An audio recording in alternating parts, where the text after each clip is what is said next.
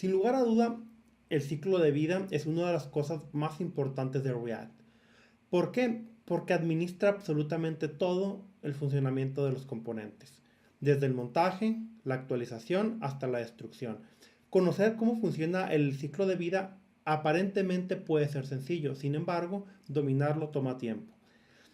Conocer cada fase o cada método que funciona, que compone el ciclo de vida de React es fundamental para convertirte en un programador experto.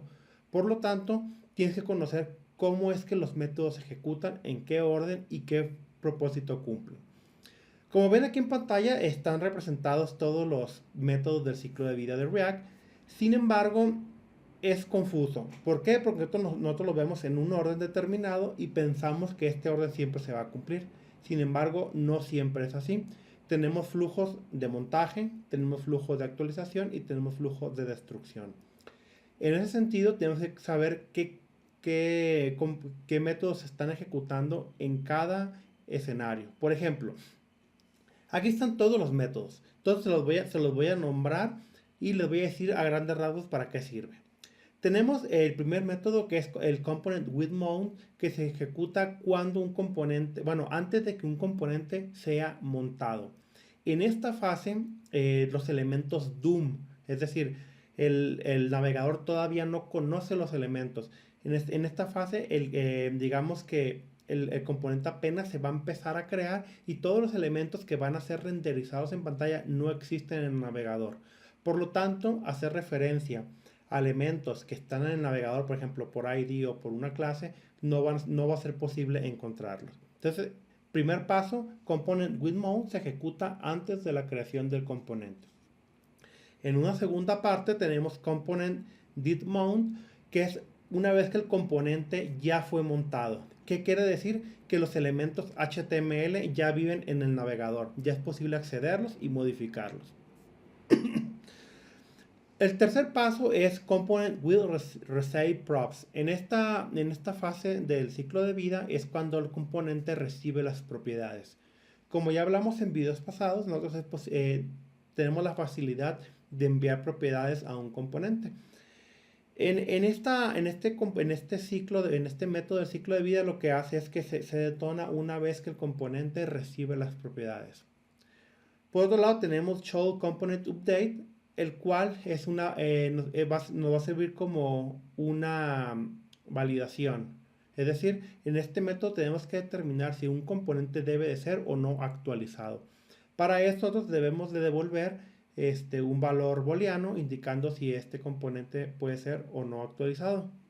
Por otra parte tenemos la función component will update. Esta función es muy parecida a component will mount. Sin embargo, esta función se ejecuta antes de que el componente sea actualizado.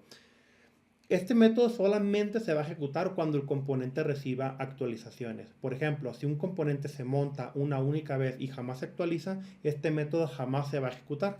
Entonces, este nos sirve únicamente para digamos, hacer una acción antes de actualizar el componente.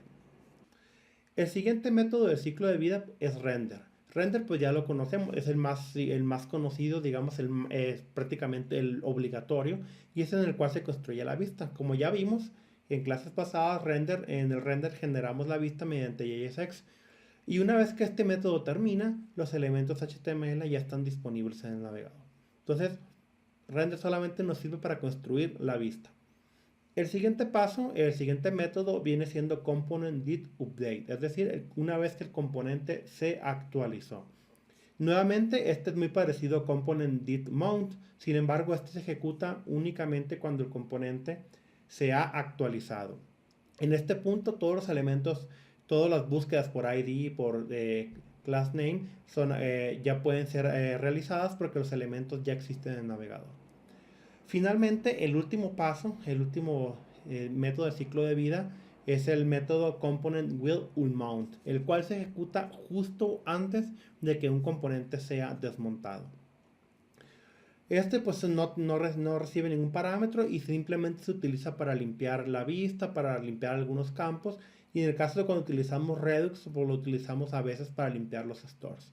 Entonces, es un método simplemente para asegurarnos de dejar todo listo antes de que el componente sea destruido.